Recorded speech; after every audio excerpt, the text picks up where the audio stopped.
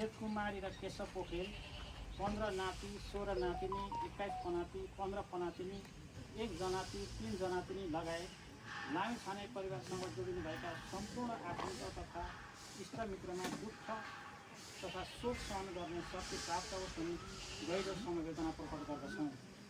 सचिव दिननाथ कतिवटा अध्यक्ष प्रसाद सेडा एवं पाथिवरा वरपका संस्था परिवार कन्टै नगरपालिका 3 सुरुङा झापा।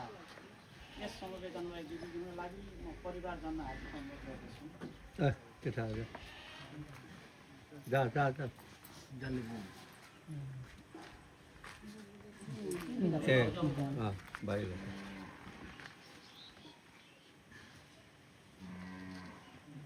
धन्यवाद।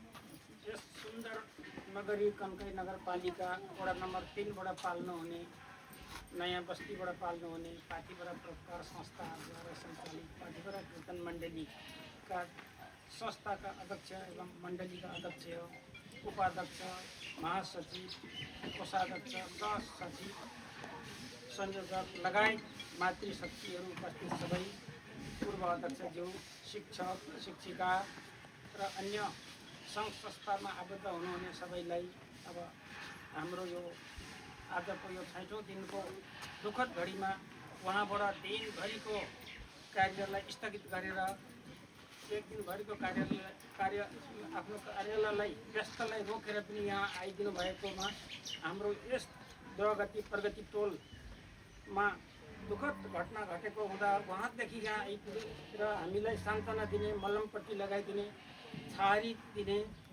आदर सादर गर्ने यहाँहरूको गुण हामी कहिल्यै भुल्दैनौँ।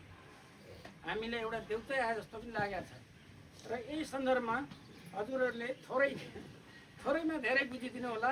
अब जानितकार तपाईँहरू नि हुनुहुन्छ र हाम्रो यही 10 गते बिहिबार सुखी शान्ति गौत ग्रहण गर्ने दिन पनि पर्न गएको छ र त्यो दिनलाई पनि म यही स्थलमा यहाँहरू सबैलाई उपस्थितिको लागि अनुरोध गर्दछु र थोरैमा धेरै बुझिदिनु होला। अब म धेरै अगाडि बढ्न सकिनँ। हवस् त, धन्यवाद।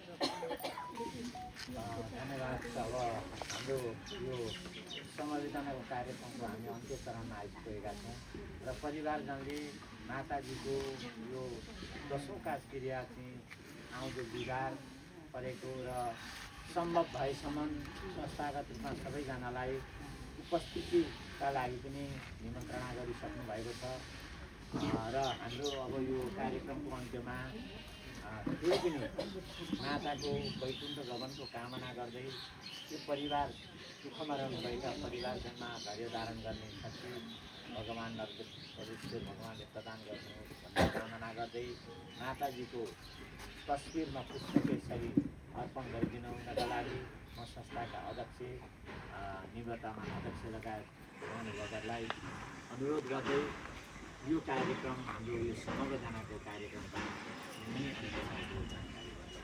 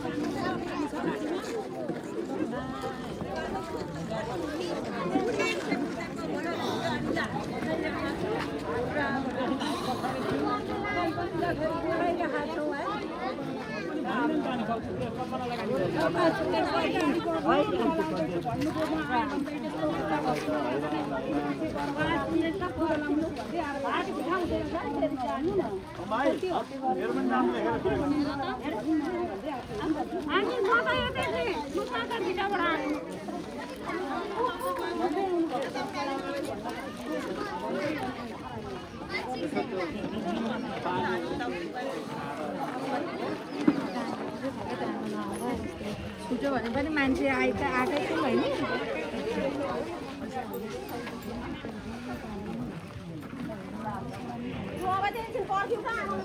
Rồi, lên.